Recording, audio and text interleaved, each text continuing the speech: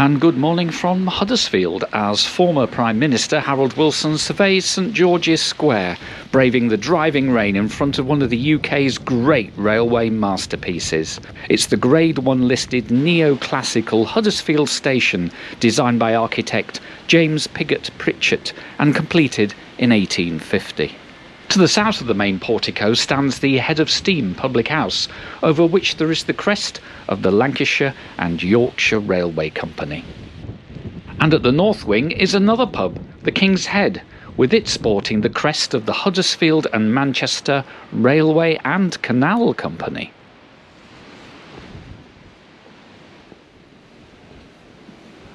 Entering the portico, I'll take this option to pass straight through the barriers before we look to our left to see the ticket office, and then on to the right for the main departure boards, a small waiting area and a shop. Well, I need some lunch for the train, so this is quite handy.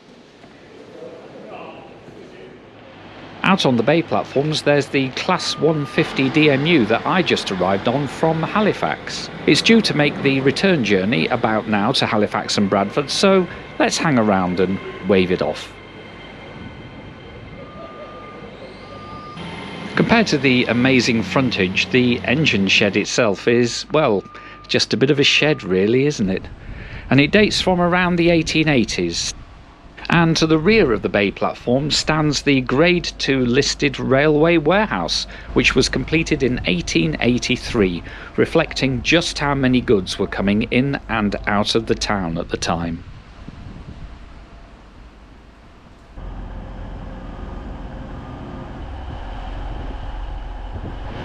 And welcome to Huddersfield Station, and today I'm going to be taking the train from here to Manchester, but not Manchester Piccadilly. We're going to go on the route through Manchester Victoria.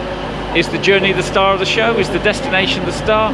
I'm not sure. We'll have to wait and see, because Huddersfield Station itself, well, it's an absolute gem. The glorious frontage just looks like the Bank of England or something like that. Anyway, I'm going to hop on this next train to Manchester Victoria and we'll see how it goes. But before we do, let's have a look at our route for today. We'll head southwest out of Huddersfield down the valley of the River Colne, through Slowett, the station being bookended by both the Crimble and the Slowett viaducts, and then on to Marsden, where the line plunges into the Standedge tunnel, which is just slightly over 3 miles long. Once out of the tunnel at Diggle, we will continue through what is now Greater Manchester, past Greenfield and Mossley, before the line forks at Stalybridge, where we will stay on the northern line towards Ashton-under-Lyne, and our final destination at Manchester Victoria.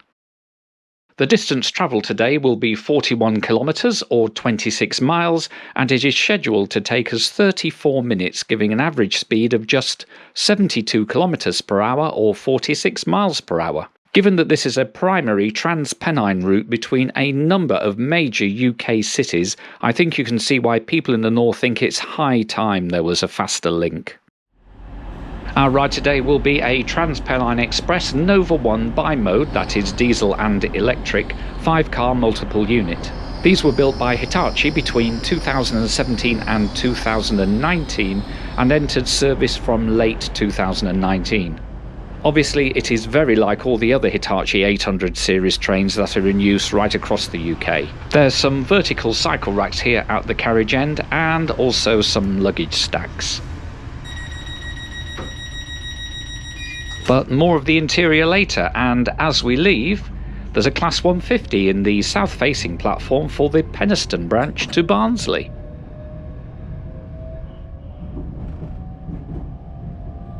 Well, this end of the train seems busy, so let's have a walk through. And as with many of the 800 series trains, the standard class has the woeful Fainsa Sophia seats.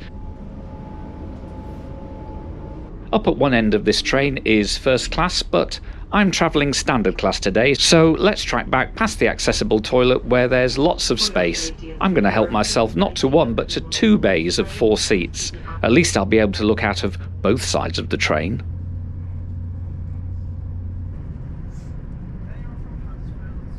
Soon we're crossing the Crimble Viaduct on the approach to Slowett Station, and yes, that is how you pronounce it.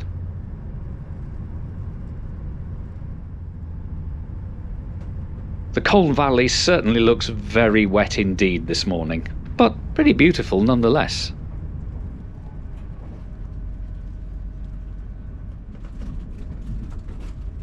And when we get to Marsden Station, it marks the gateway to the Standedge tunnel, where the waters of the River Colne have to be routed spectacularly over both the railway and the canal.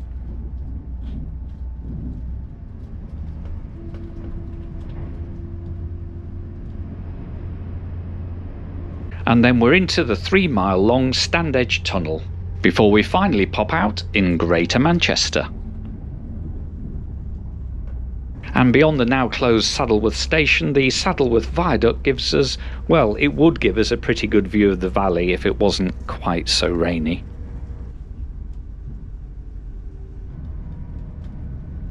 And just after Mossley station, this terrace almost has its back doors opening onto the main line.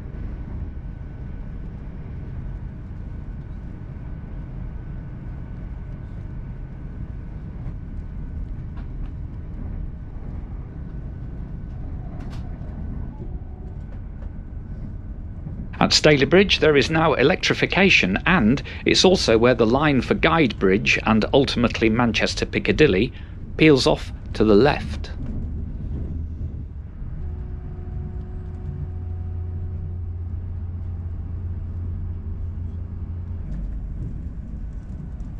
And as we're now approaching Manchester, let's talk cost. Well, I'm riding on a South Pennines Day Ranger, which cost me £18.75 for a full day riding in the area. If you book about a week in advance, you can pick up an advance single on this line for around £7.55, including railcard discount. We'll shortly be arriving at Manchester Victoria. And here we are, overtaking a Metrolink tram on the final approach to Manchester Victoria. And I have to confess, this is actually the first time I've ever visited this station. Once again, just come into Manchester Victoria. Thank you. Right, there's a couple of minutes layover here for the train, so I've plenty of time to walk up to the front and see the train on its way. All in all, this was a pretty comfortable ride, as 30 odd minutes in a Sophia seat is really what they're designed for. I'm not sure if I'd feel the same way if I'd been on this train all the way from Newcastle to Liverpool. Still, I do like the Mondrian style colouring on these TPE trains. It looks very smart. And off it goes on to Liverpool Lime Street, which is somewhere else that I haven't yet featured on this channel.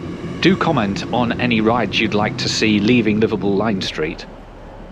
And here we are going to the gate line, and with a Ranger ticket there's always that moment of peril. Will the gate line recognise it?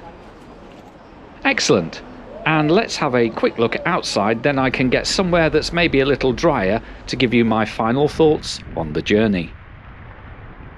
And welcome to Manchester Victoria, where we had a very nice little run on that TransPennine Nova 3, I think. 3? Yeah, and got to see some of the mill valleys as we came across on our way through Yorkshire, and then through the Pennines and through Standedge and into Manchester Victoria. And here we are, and Manchester Victoria is a very grand station indeed, and I like what they've done with the place. So if you fancy having a closer look at Manchester Victoria, then pick me up in the next video. But in the meantime, thank you very much for watching this one, and I look forward to seeing you next time. But from Manchester Victoria, goodbye, and thank you very much for watching.